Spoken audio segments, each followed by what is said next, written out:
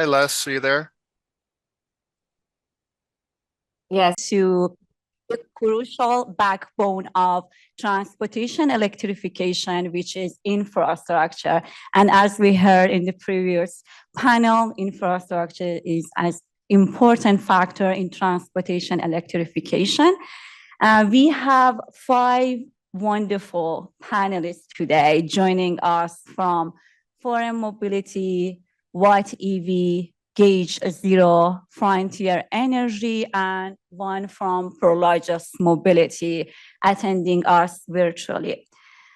Just the structure of this panel. First, I will invite each panelist to share with us what roles they have within the context of infrastructure, and also share their experience with us, help fleet in navigating this transition to zero-emission vehicle. And fleet can make informed decision with their experience and insight. Then we're going to have a brief discussion with the question, and in the end, I will open the floor to questions during the Q&A session. And with that, I wanted to invite each panelist, give them about 3 minutes to share with us about their roles and their expertise. Let's start with Tony Williamson from Gauge Zero. Tony? Good morning.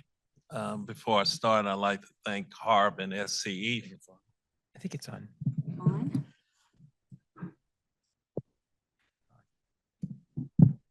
Good morning. Okay. So I'd like to take this opportunity to thank HARB and SCE for this opportunity to share our experience and knowledge. My name is Tony Williamson. I am Director of Business Development and Sustainability for Gauge Zero. Gauge Zero is an Austin-based developer, owner, and operator of electric truck hubs. Even though we're based in Austin, we have a national footprint. We have facilities here in California, in Fontana. We also have facilities up in Washington. And a couple of weeks ago, we just announced Alliance, Texas. With Gauge Zero, what we try to do is provide convenience for the customer, reliability, and ease of transition into the infrastructure.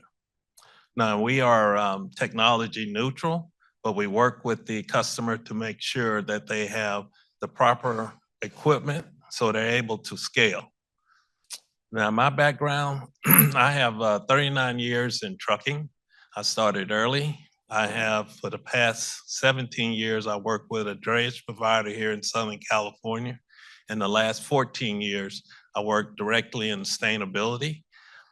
We were able to demonstrate 14 hydrogen fuel cell trucks, 16 battery electric trucks, and the trucks that you see out on the road today, we probably had a hand in on a demonstration of those for the regulatories before they approved those trucks. Awesome. Thank you, Tony. Let's move to Salim Yousafzadeh from Watt EV. Good morning, everyone. I'm Salim, the CEO of Watt EV. Happy to be here and tell you guys a little bit about what we do. So the mission of Watt EV has always been to help accelerate the transition to zero emissions heavy-duty trucking. And we started with the goal of building out public truck charging infrastructure, primarily on the West Coast. And to date, we've got 4 sites that are online.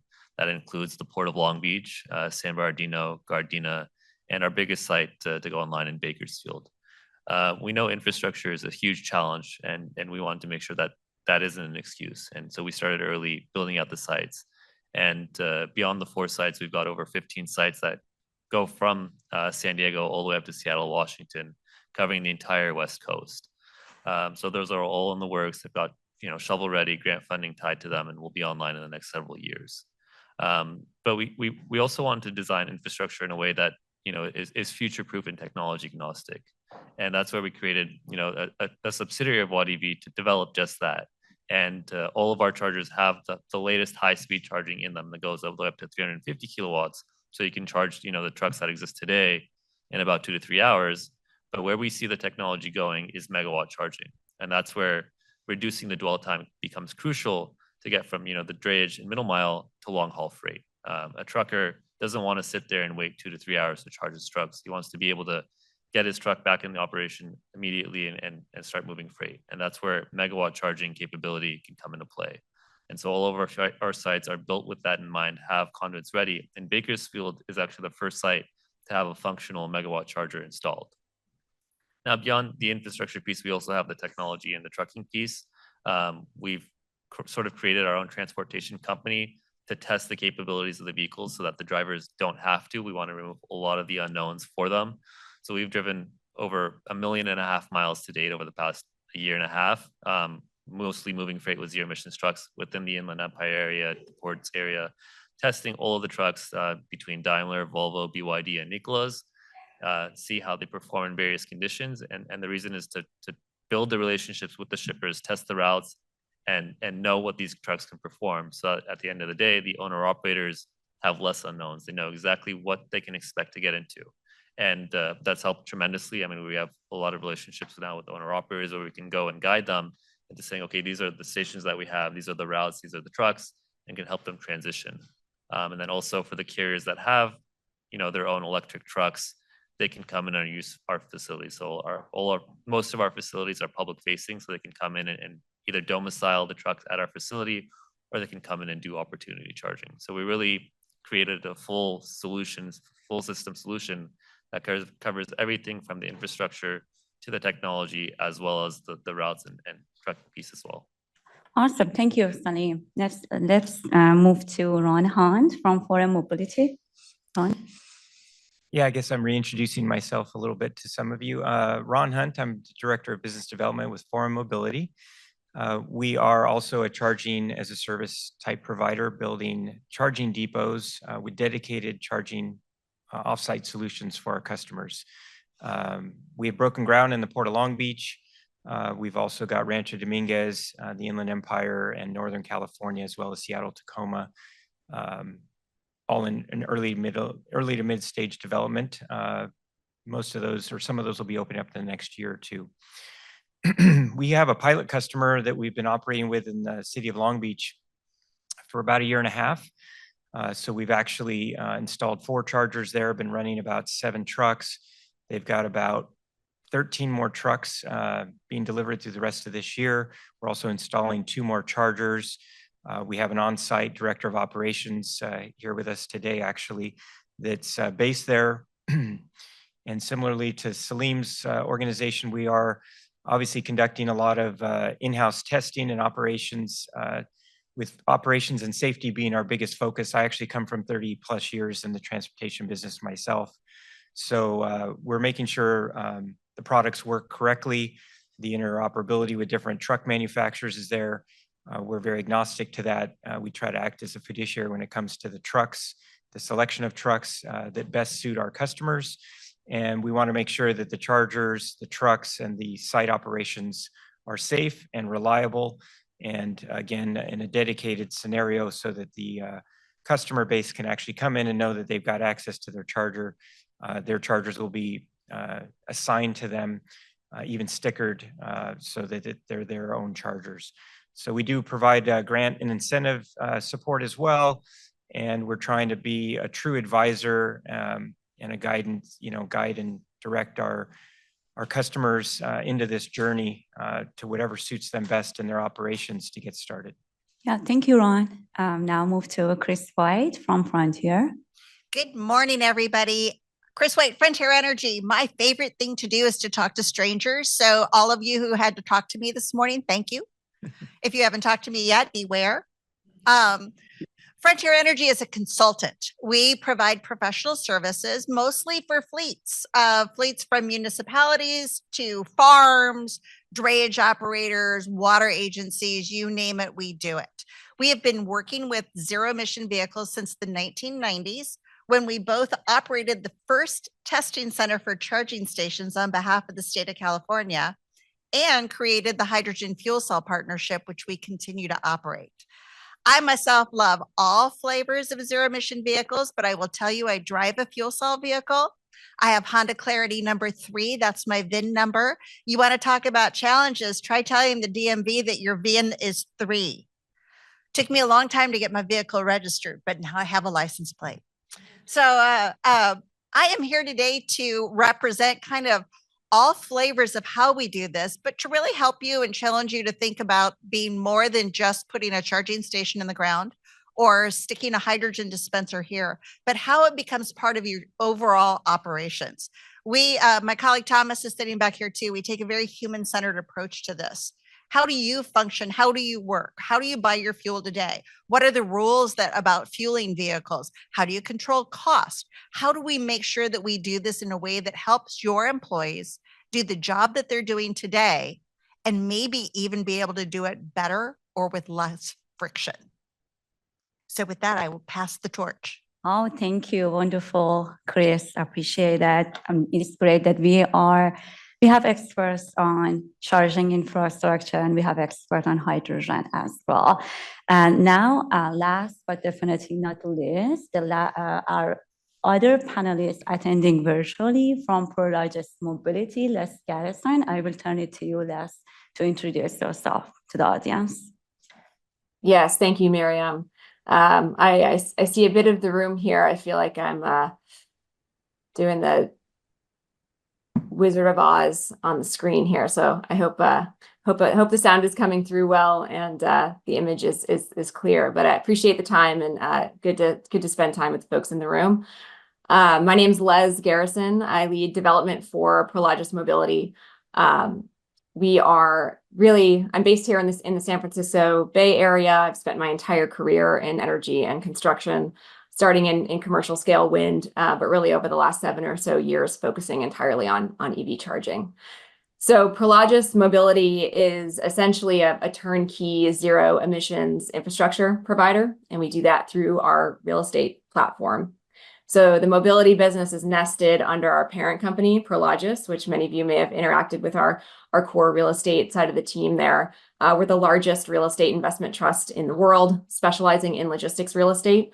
So as part of that REIT structure, we own 5,600 buildings, over 1.2 billion square feet, 19 countries. Of that land bank, we also have about $38 billion worth of development potential and land. So we own assets that we've already developed and built and own and operate, but we also have a massive land bank where we're looking to develop other assets, including these mobility hubs and depots I'll talk about here in a minute. So again, the context is that Prologis Mobility is part of this larger Prologis footprint. And so our fleet business is really broken down into 2 types of infrastructure products that we deliver to our customers. So today we've got about 6 sites online, and we broke those up into depots and hubs. Some of the panelists have already described the hub concept, and that's really my primary focus is developing the hubs, but we also do depots. So essentially depots are behind the fence charging infrastructure. It's dedicated to a specific customer at a warehouse. And a hub would be an offsite location that's completely dedicated to charging or fueling. We do both EV charging and hydrogen infrastructure, but those hubs are offsite and they're multi-tenant. So it's not dedicated to just a single customer like our depots behind the fence are. Our latest announcement was a 96 port, 9 megawatt facility in Torrance, California, down in LA County. And it's now the largest US hub in operation in terms of connected load and vehicles served. So we're really happy to announce that with our partner customer, Maersk. But at the end of the day, and then I'll wrap it up here and hand it over to Miriam to run the discussion. But between depots and hubs, we really strive to operate operate a network and provide as much flexibility to our customers as possible.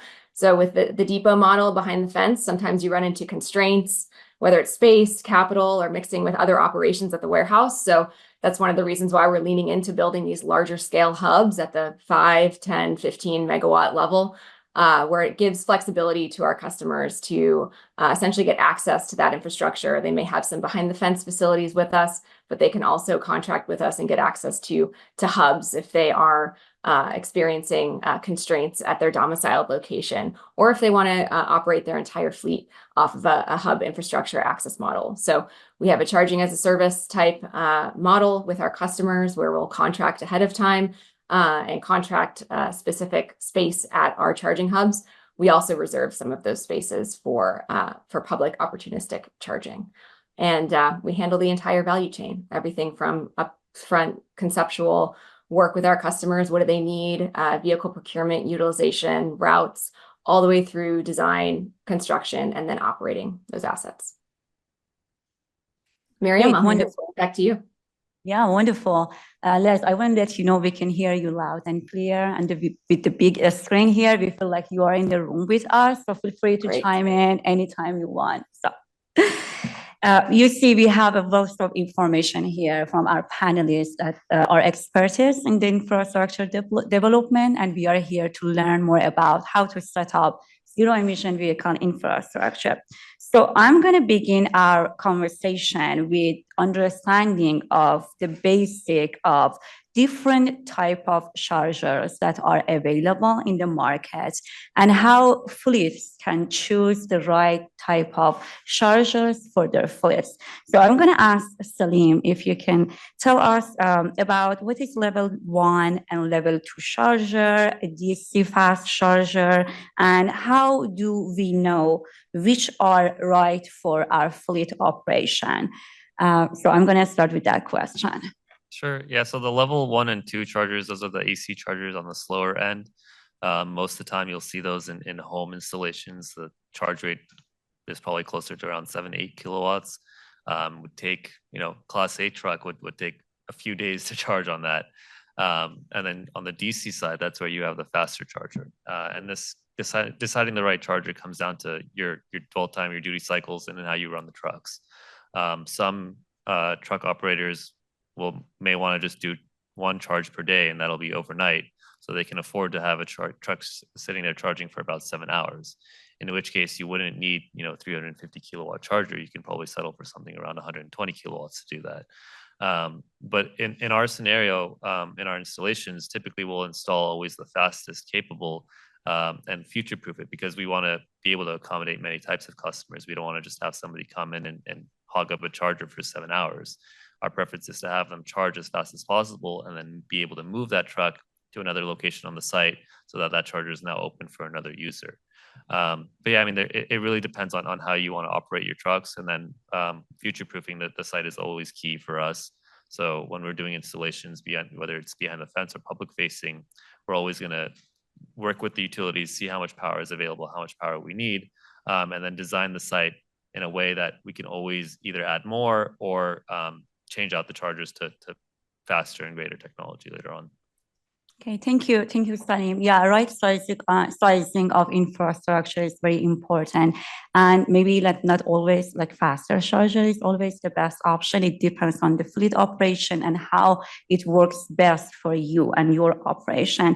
And the follow-up question would be how to balance current needs with the future needs. How would we select the right charger for our current needs and also address our future needs as well? Yeah, so again, I mean, Watt EV, our main focus is on the heavy duty side. So specific to the Class 8 trucks, the trucks that exist today, max charge rate that we've seen on most of the OEMs is about 360 kilowatts. And that still takes about 2 to 3 hours to charge. And that's, the fastest that you can be charging. And we sort of mold to the operational challenges that exist today and find routes to work with that. But when you're designing a site for future needs, we wanted to accommodate faster charging. And that's where megawatt charging comes into play. And Watt EV really has taken the lead in the initiative to make sure our sites have MCS technology, because at the end of the day, time is money. And we don't want to have a driver sitting there 2 to 3 hours to charge his truck. We want him to be able to charge as fast as possible to be able to move his next freight. So we're working very closely with truck manufacturers to see when we can have MCS capable trucks come into market. But in the interim, we'll have all of our sites have 360 kilowatt chargers plus MCS chargers ready to go, so that when that technology is there, manufacturers can just come in and plug right in and use them. Okay, thank you. Great information. And now we have a basic understanding of the different type of chargers that are available. And now I want to move on to the initial steps for setting up zero-emission vehicle infrastructure. So the next question for Tony is, who do I contact first to get a site evaluation for infrastructure? Who do I need to talk to about installing chargers at our site? So business development. So I would say call Tony Williamson at Gauge Zero. But I'm gonna take yeah, there are other solutions as well. I'm gonna take my sales hat off for a minute. We started.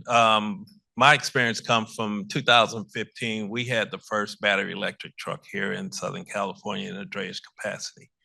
And we started green. We did not have any type of information that is out there available now. So we had to scratch and find to figure out what we need to do in order to put in infrastructure to run this truck on a demonstration basis.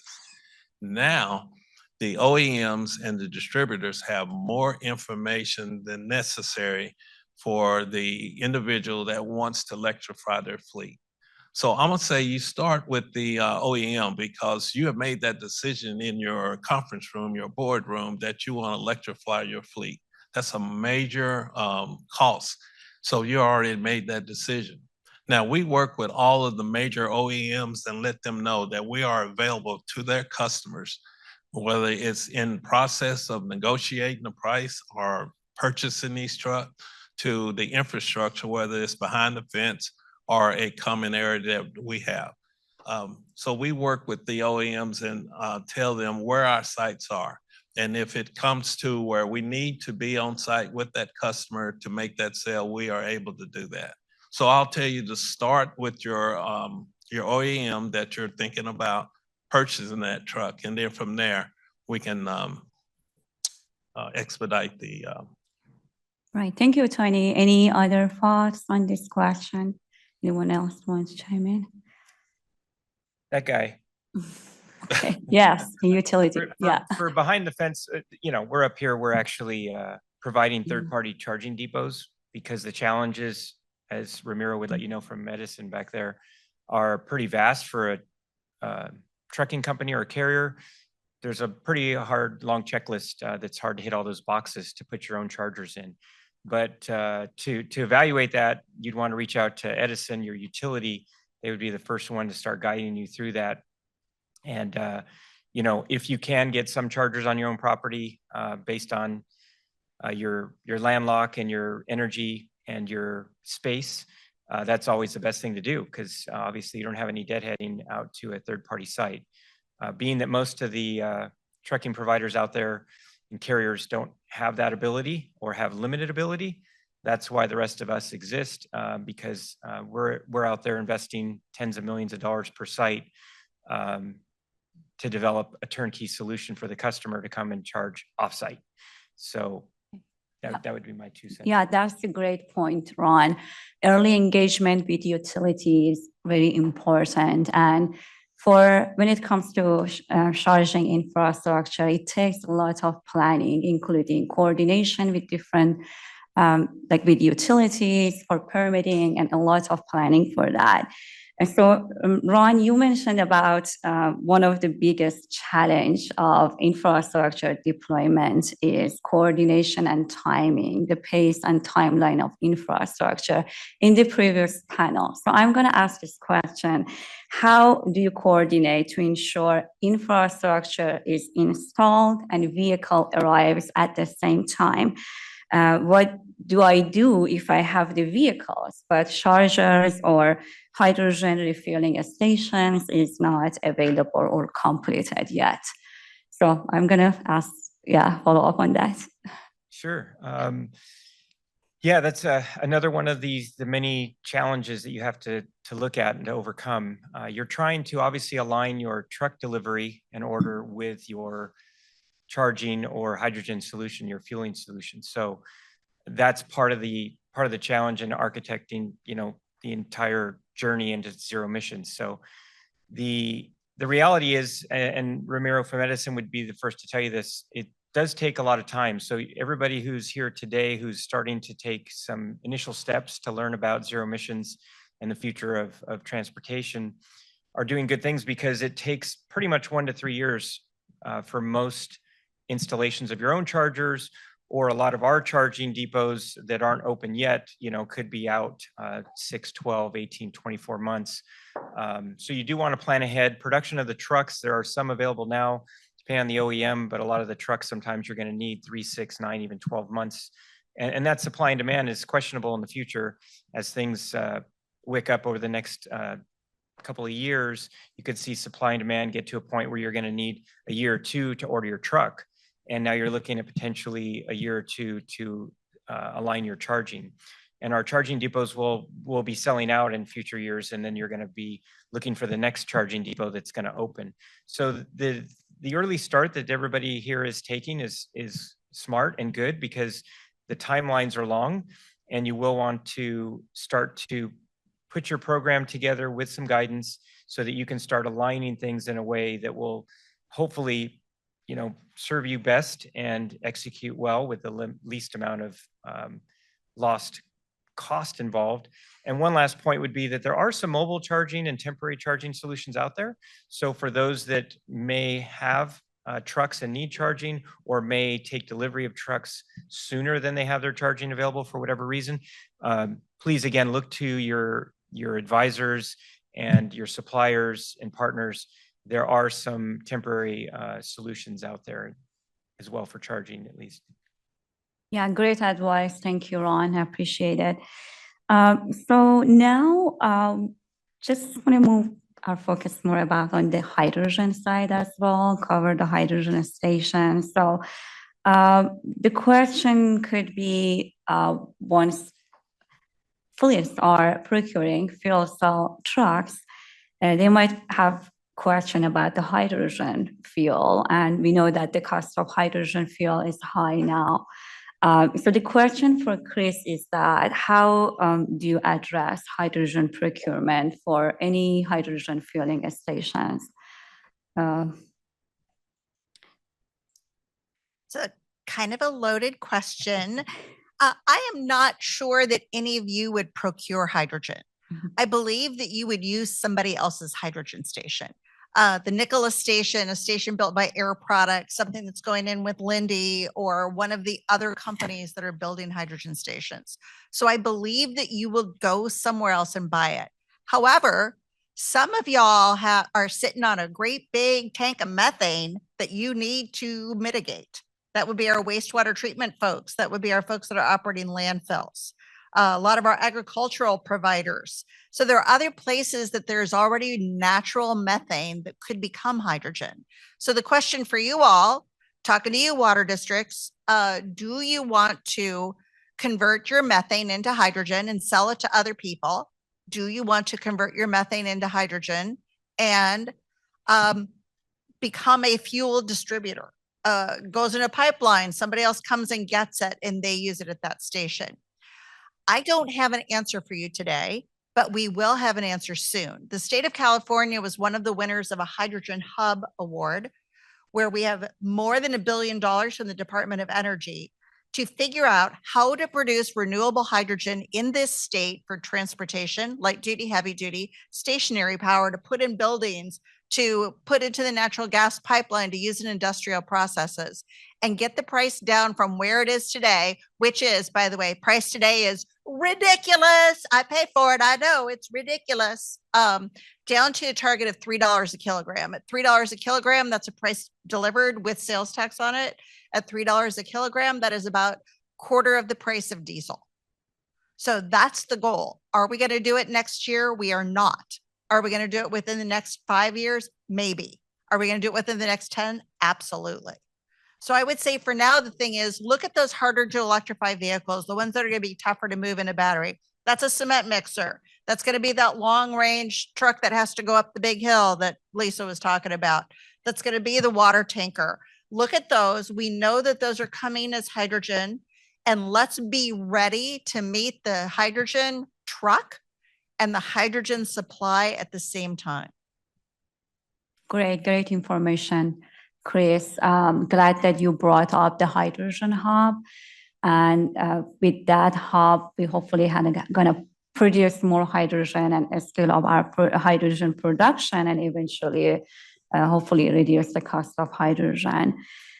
Speaking of the cost, I want to turn it to Leslie to tell us about sharing like your experience with managing timeline and cost, and what are the key tips for success that you wish you had known ahead of time about the managing the timeline and cost of infrastructure?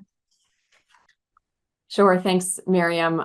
I think speaking to the audience from your perspective, it's already been outlined by some of the panelists today, but this infrastructure effort is not for the faint of heart, right? This is a pretty challenging effort, both procuring the vehicles, understanding what vehicles you need, and then matching the timing with your infrastructure so that you are being able to transition your fleet as quickly as possible and you don't have gaps.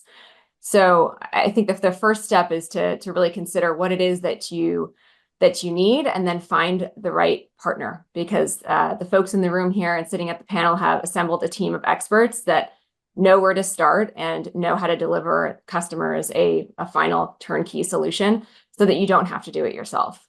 And so the way I think about this in terms of managing cost and timeline, you always want to look at your long lead issues first. So your long poles in the tent that are going to drive and give you the most headaches over time. I always joke with my team that, your project's going to die 1,000 deaths before it comes online with, with fireworks. So let's figure out what those issues are up front. Typically, it's utility timelines. That's already been brought up, especially if you're talking about 5, 10, 15 megawatts of power, potentially substation upgrades, transmission upgrades. This is going to be a phased process that starts with connecting with the utility, managing expectations, and being very clear about your infrastructure plans. So long lead on power, long lead on your equipment procurement. So whether it's the chargers themselves or the switchgear, if you're taking in a medium voltage service at the site, these can be upwards of 52, 65 weeks lead time for the equipment to get to the site. So always planning for those as early as possible, and then standardizing around a site design. So it's easy to say these are the two, major long lead issues. I guess the third I would state up front that you would look at is if you're starting with a greenfield site, is a CEQA determination and some entitlement pathways. So in many cases, our land bank is already in an industrial location, but because of the mobility hub use, there may still be an entitlement timeline in terms of engaging with the local planning authority, understanding, making sure that you're communicating with that planning authority what the use of the site is, and that they really understand how to classify that from a zoning perspective, because that, along with environmental review, can also be a long pull. So you need to really manage those up front and understand and do site selection based on the quickest path to execution. So those are the three things I would mention on the timeline side. On the cost side, I think the biggest way to get ahead of things is making sure that you're standardizing your site design and that you're future-proofing. So from a standardization standpoint, Prologis Mobility is taking an approach. We have a few select contractors and suppliers that we've partnered with. So we're not entirely technology agnostic, but we are compatible with all the heavy-duty Class 8 trucks on the road. And we have standardized a charging island design for our site, where essentially we have a 600 kW power class system that through power sharing, we're able to get up to 600 kW today out of a single port, or down to 150 kW if 4 vehicles are plugged into that same system. Those power cabinets are also future-proof for MCS, power sharing among themselves. So to Salim's point earlier, MCS is certainly here in the next 5 years. It may not be here next year, but I am not going to build a site that's based on today's technology. We need to make sure that in 5 to 10 years, even taking the long view up to 30 years, as we do as a property owner, that we can update that technology. So that means thinking about, again, that charging island concept, upsizing those conductors, upsizing the equipment today, Also looking at precast trench systems rather than your standard trench conduit and backfill. So we don't have to go in and perform heart surgery on a site to get up to MCS. We can go and use a scalpel, if you will, to access that infrastructure and convert some islands to MCS while leaving others at the similar power class when we started operations at the site. So that all takes planning. That all takes a little bit of additional investment upfront to future-proof, but at the end of the day, you're going to get a lower cost per stall basis and cost per kW basis. Thank you, Les, for sharing your valuable experience with us. Yeah, you mentioned it takes planning and also financial incentives play a significant role in reducing the total cost of ownership. In the previous panel, we talked about the HVIP program and also the Energize incentive program. Both are administered by CalSTART. And also the CalSTART website, it has a lot of good information. If you want to learn more about the incentives programs are available, the Energize incentive program, the website has good information. But I wanted to ask Salim, what is your advice for getting infrastructure incentives? Yeah, I mean, fortunately, there's plenty of incentive programs out there. Utilities have their own, which is, on the posters around us, the charge ready transport agreements, they all have some sort of incentives tied to them. There's also CEC grants, Energize grants, SCAG, federal. So there's a ton of grant money out there. And you have to understand which one's right for you, whether your site's public facing or behind the fence. It can change depending on what your use case is. But there's plenty of organizations out there that can help you. WattEV is one of them that can come in and do installations behind the fence for some customers. We'll manage all of the grant aspects of that, figure out which grants to do, because we don't want customers to go out of their way and try to figure out these things. I mean, a lot of owner operators, the drivers, they just want to drive a truck. They don't want to come in and say, what do I have to do to get into an electric truck? What do I have to do to install chargers? We want to remove all of that burden from them and just give them the simplest solution to electrify. So we'll oftentimes manage that for them. And then there's also the penalty side of things. There's the mandates that warehouses have, for instance, on the indirect source rule. There's also the CARB compliance that shows that you have to give summary reporting to, and WattEV manages that to an extent as well. So we'll track all the data on the chargers as well as on the vehicle side to be able to give the accurate information to the customers so that they can show that they're in compliance with the various mandates. Okay, thank you, Salim. Also, Truck Stop website has great information about the incentives programs as well. So another question about another concern about the charging infrastructure is the reliability. And I want to ask Ron, how are you managing reliability in your fleets?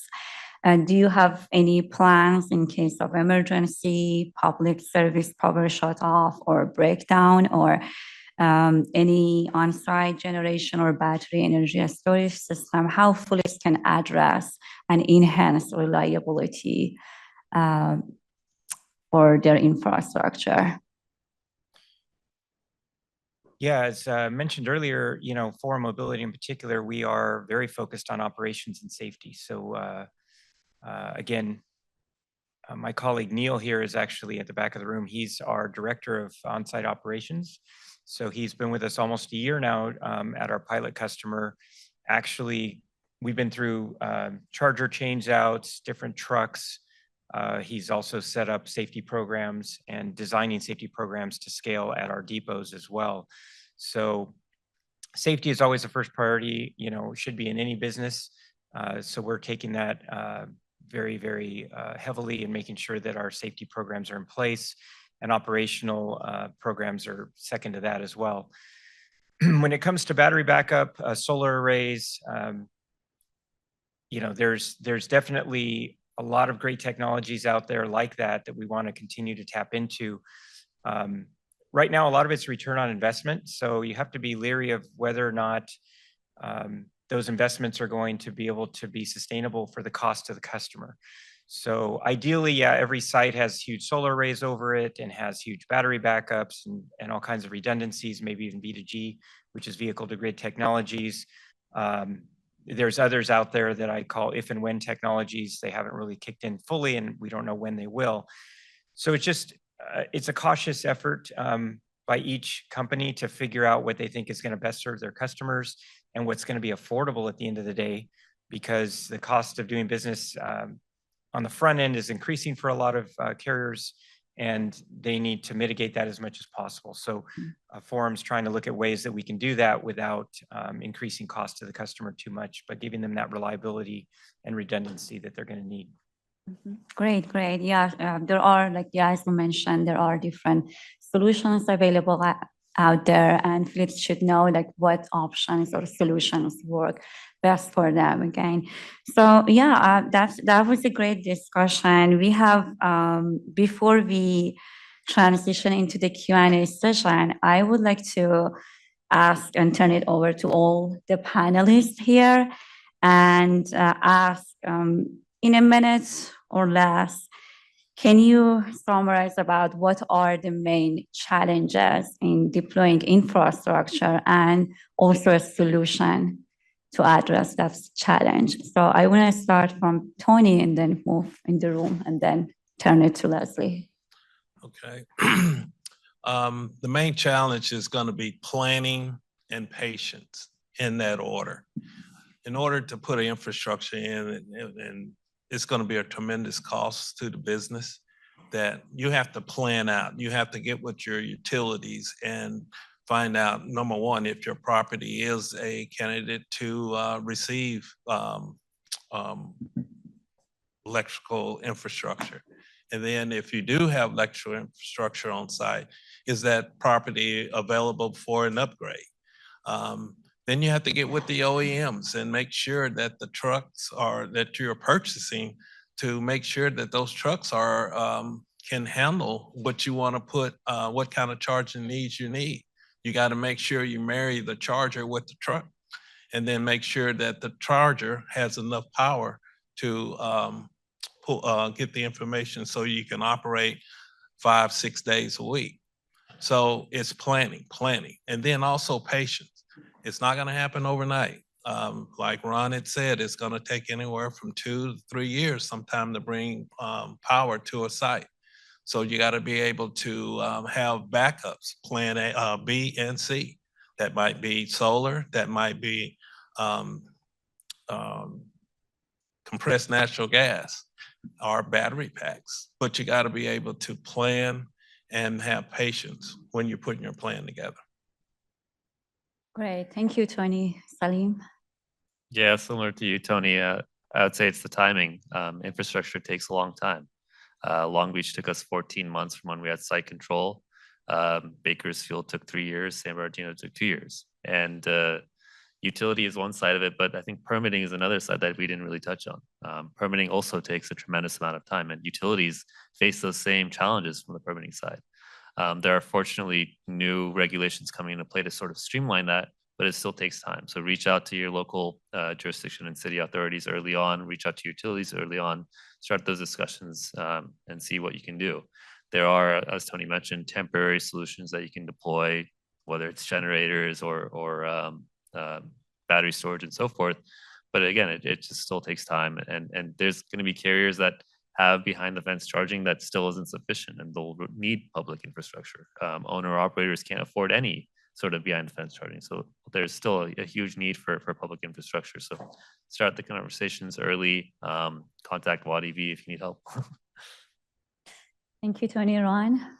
Yeah, we're all going to be saying the same thing here to some extent, but everybody that's here today and everybody that's taking these initial steps to start learning are doing it at the right time. Last year would have been better. Next year is going to be worse. So now is always the time. So as long as you're starting to understand, ask these questions, line yourself with the right people, you can start to understand what that checklist is and what you're looking at. But at the end of the day, yeah, charging infrastructure is the big elephant in the room, and getting your own will be a daunting task, as expressed here. Our third-party solutions that some of us are providing, if the location's correct and the relationship's correct, it might be a good fit if you can make the utilization of the charger work well. It's a turnkey solution for a lot of carriers, so they really do appreciate having those opportunities. But as far as your own goes, behind the fence, as they call it, yeah, you just definitely want to start that process early. The permitting, the utilities, they'll work with you, but to Salim's point, sometimes you're going to have some pretty major setbacks. You can even get to a point where you're ready to actually plug in power with utility, and that could end up taking several months to actually get connected. So the same sentiment will continue to be broadcast here, planning and patience for sure. Great. Chris? I am not going to talk about permitting because I don't build charging stations like these guys do. I would say I'm going to give you two quick things. The first is do not make this an impulse buy.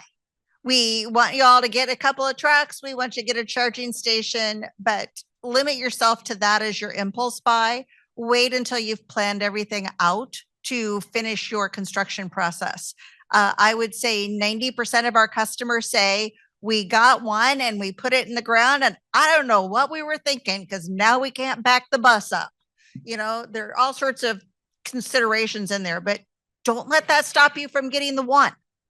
And sometimes all you really need to do that one first little pickup truck is a charging station you buy off Amazon and clips into a breaker that you already have. So don't let that stop you. Do let it stop you before you buy 50. Really look at your operations and think about how you're doing it today. And when I say operations, I'm talking about funding capital projects. How does your company or your organization fund other capital projects like a new building? Because you're going to fund this the same way. How are you going to plan this and who do you have involved? Have you talked to HR? Have you looked at your labor agreements about who charges vehicles? Have you looked at your operation procedures that may say every single vehicle has to be filled up every single night so it is ready for an emergency? Take a look at those things and understand what might need to shift or change. Think about take-home vehicles. You know, if you've got a lot of employees who take home vehicles, let them charge their vehicles at home. Then you don't have to build infrastructure for them. Certainly, you're not going to do that with your tanker truck or your fire truck, but there are other things that could go home. The other thing that you really want to look at is how will your business grow over time?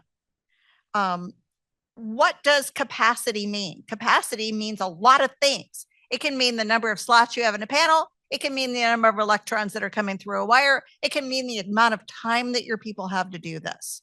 So when people start using that word capacity, ask them to break it down and ask what they mean by that so that you're marching forward.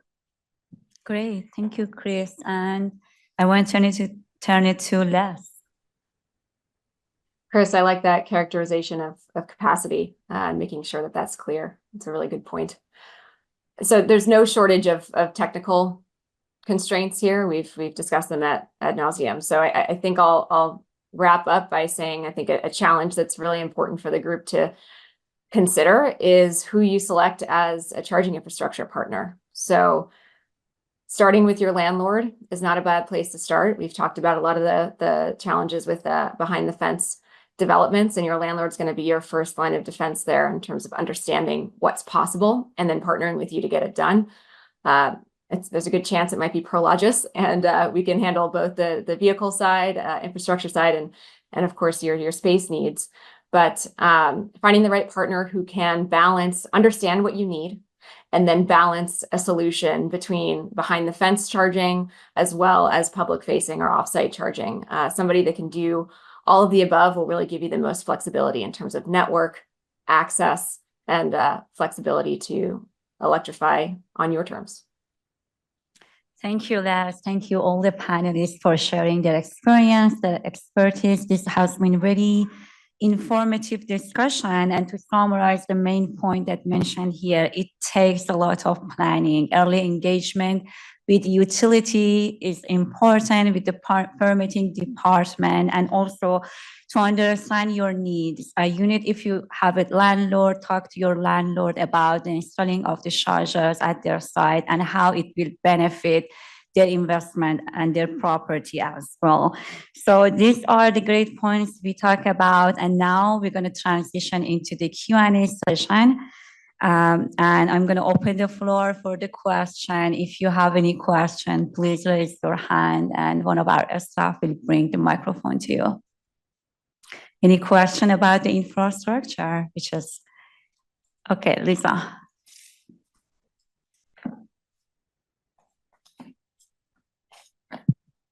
Hi there. I just wanted to add on to Chris's comment as it relates to the hydrogen. So some of what we're doing to assist on this particular type of technology is, along with Nikola, they've got their brand, which is Hyla. Hyla is bringing trailers into certain types of properties that are located in certain corridors. Tom's Trucks will be opening up one at the end of, I'd say pretty much the summertime. We'll be opening up with a trailer, and we'll add a second trailer. So there are solutions, and they're bringing in about $12 to $15 a kilogram. It's being literally subsidized by Hyla. So I just want to make sure that we're not losing some of the aspects that some of the OEMs and some of the providers are doing to really make sure you guys get an experience in technologies that you might be interested in when the pricing could generally be too high right now. Yeah, thank you. Thank you, Lisa. Yeah, there are different like solutions available. As you mentioned, mobile refueler for hydrogen fuel cell, also mobile charger for the battery electric vehicles. Yeah, I should say too, I talked about how high the price of hydrogen is. It's included with my car. So I actually don't pay for it out of pocket. And many of the truck OEMs, Kenworth does that as well. It is included with the price of the truck. So you're actually not paying out of pocket for it. So don't let that be the deterrent right now. But long term, it's something that we're going to see. It potentially, we've been doing some modeling on how things cost and what it costs to drive 100 miles on different fuels and different times of day and different utility districts and how you make the fuel. And all of it right now, y'all, is modeling. So modeling in real world, we are going to see how it proves out.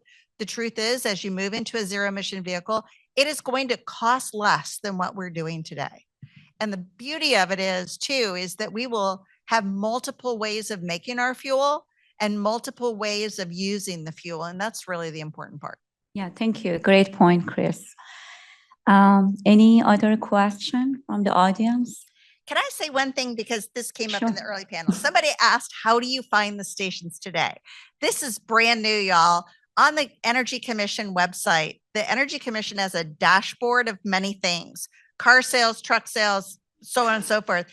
Just last week, they published a dashboard that shows the locations of state-funded truck stations for hydrogen and battery electric vehicles. So you're going to see the Watt EV stations, you're going to see the Forum stations, you're going to see the Prologis stations, you're going to see the ones that are going into TEC equipment and the ones that are at the Kenworth Pape dealerships. You're going to see all of those. They are still looking for feedback on how to make that map really usable. So right now it delineates between hydrogen and charging stations.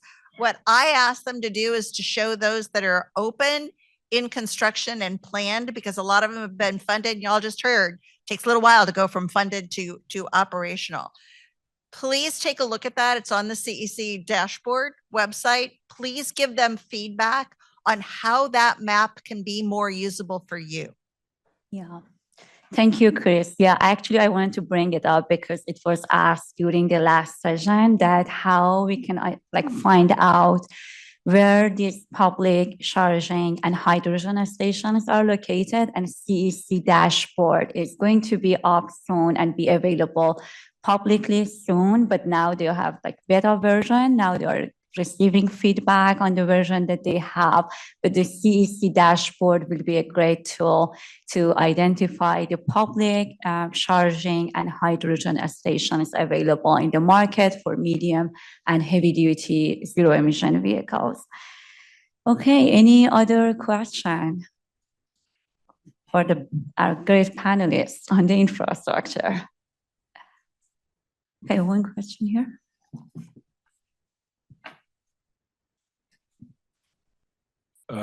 So my question is directed more towards Salem. You mentioned there's a megawatt charger in Bakersfield. Approximately how long does that take to charge a Class A truck? Or Yeah, it'll take about 30 minutes to charge a truck. The issue now is that there is no truck out there that can take megawatt speeds. The Tesla Semi is the closest thing to it. It charges at around 750 kilowatts, and then that's entering mass production in 2026. do you you or anybody anticipate charging becoming more like, I guess, how we fuel our cars now at any point over the next 10, 20, 30 years? Yeah, absolutely. And that's why we sort of created, the charging technology subsidiaries to have more control over that and to push that industry forward. So we do imagine a state where it's just like your regular fuel pumps where you just pull up in 10 minutes, you'll be able to charge and leave. So I would imagine your infrastructure now is starting to be built in that direction, right? Thinking long term. Yeah, absolutely. And I think as a lesson pro, I'll just mention also, we're looking at ways to develop the sites so that it's always future proof, whether it's with the prefab chargers already built where you can just take them in and take them out with the newer technology. So it's always, designing your site with the future in mind, seeing what's available out there, and then working with the utilities again. Cool. Thank you. Thank you. We have time for one more question. If there are any more questions here. Okay, one over there.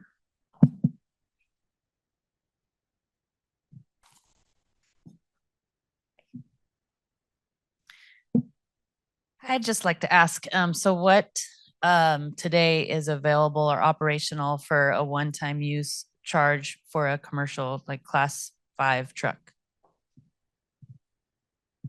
Yeah, Watt EV stations are available. We've got one in Long Beach, San Bernardino, Gardena, and Bakersfield. You could just come in and do an opportunity charge, just charge it at the per kilowatt hour basis. Thank you.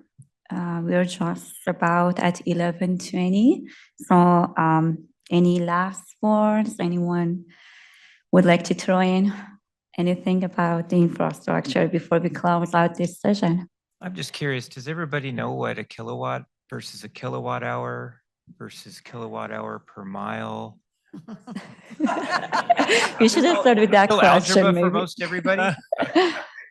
I was thinking about this too. I started my career working for IBM, introducing PCs when nobody had it. And we had to teach people new words back then too. Anybody want to guess one of those new words we had to teach people? Byte. Yeah. Megabyte, terabyte, bandwidth, connection speed. Yeah, it's crazy to think about how many of those words are now just part of our vernacular every day. And so we're kind of doing the same thing. We're introducing new terms, kilowatt. Yeah, hour. I'm gonna give, since we have a minute, I'll go, and there's no questions. I'm gonna give my quick 2 cents on this. In a real world, operational world with trucking, let's say, think of kilowatts as the dispensed energy out of the charger. So it's just kilowatts. The stored energy in the battery pack at the truck is kilowatt hours. So each truck manufacturer makes a different size battery pack. So you always have to ask that question because customers always say, how long does it take to charge? You have to explain all this to them. They need to understand that there's kilowatt hours. You have to understand what size it is. All gas tanks aren't made the same in this new world. And what the rate is coming out of the dispenser, which again, normally it's, hey, I've got a 50 or 100 gallon gas tank and the flow is normally, it's always 20 minutes to fill up a diesel. But now you've got to ask these questions. What size kilowatt hour battery pack do I have? What size is that charger dispenser dispensing at in kilowatts? And then you can do some division there and you can divide it out. So to your question, sir, you were asking about charge times. If you have a truck battery with 565 kilowatt hours, really only 80% is really usable because you don't want to go below 20. That's something to think about. So you have 452 really max ready or available. You take your 90 kilowatt dispenser and you just do a division there of 452 divided by 90, 452 divided by 180, if it's the dispenser speed is that fast. So the 360 kilowatt chargers that Salim was mentioning and that we're putting in Long Beach as well, each dispenser, because there's usually 2, is 180 each. So you basically take the 452 and divide it by 180 and you'll have your charge time, which will be 2.5 hours. But a lot of times you're going to come in at 30% and leave at 80%. You're going to only need about an hour and a half to 2 hours to charge. So there's real world scenarios as well. And one last thing I'll mention is efficiency. It gets confusing when you think of kilowatt hours per mile. That's the way it's defined in our business for the most part. Think of miles per gallon, which everybody knows, and the more the better, right? Flip it in your head to gallons per mile. And now less is better. That's not too hard to do, right? Just change the G and the gallons to kilowatt hours. It's energy. So you just basically change that to kilowatts and you get into energy. So you're taking energy per mile.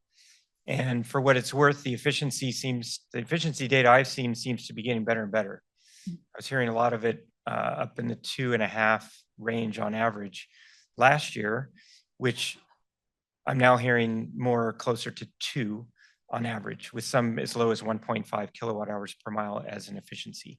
So that's good news for everybody that we're seeing better efficiency. But I think just starting to learn some of those terms, MCS was thrown out a couple times, megawatt charging system, correct? So a megawatt is like a 360 kilowatt charger think of it as 360,000, and megawatt would be 1 million, or 360 versus 1,000. So megawatt charger is 1,000 kilowatts. So that's what we're talking about when we're talking about a 360 charger versus MCS or megawatt charging. You're just going from 360 to 1,000. Right. So I spew out a few things there because these are just some of the things I talk about with my customers every day. Sometimes we get past that in these big environments and people are still trying to understand what all the buzzwords are down to the bite. Bruce, is that going to be on the test at the end of the day? You know, it might be. Actually, I just wanted to throw in, because that's one of my absolute favorite questions. And you've heard me say earlier, I feel really lucky because I've been able to talk to folks for years now. And I'm a simple person, so I'm going to make it even a little simpler, at least the way I think of it. The question I've asked to a lot of fleets, and I'll always frame it by it, I don't expect you to know the answer. You shouldn't know the answer. I know the answer because I was thrown into this world like 4 years ago. But, you know, everybody talks about kilowatt hours in the battery. Exactly. So I'll say, what does it mean to you if I tell you you have a 200 kilowatt hour battery?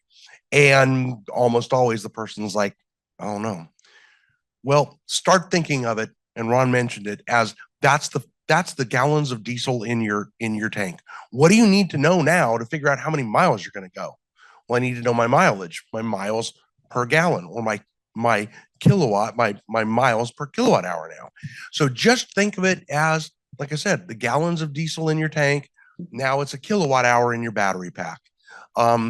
Somebody mentioned all the new acronyms earlier. There's a lot of acronyms. You'll hear people talk that kind of stuff, but it's something that you'll need to learn at some point. We have tools on our truck stop website that are kind of one that we call ZEV 101, starts introducing you to some of those terms. So we know that it's a matter of building that knowledge base up. Right. Yeah. Thank you, Ron and Bruce, for adding these educational points here. And yeah, like as I mentioned, kilowatt tells us how fast we can charge the vehicle, the charging rate versus the kilowatt hour. So very well mentioned, both Bruce and Ron, appreciate it. And Truck Stop has a lot of good information. The website can be available maybe in the chat or to the audience, so they can go and reach to the website, the Truck Stop, and it has a lot of great information for you and get educated. I really appreciate our great panelists here. Thank you, Tony, Salim, Ron, Chris, and Les for attending today's infrastructure panel. And thank you all for our participants for joining us today. Thank you.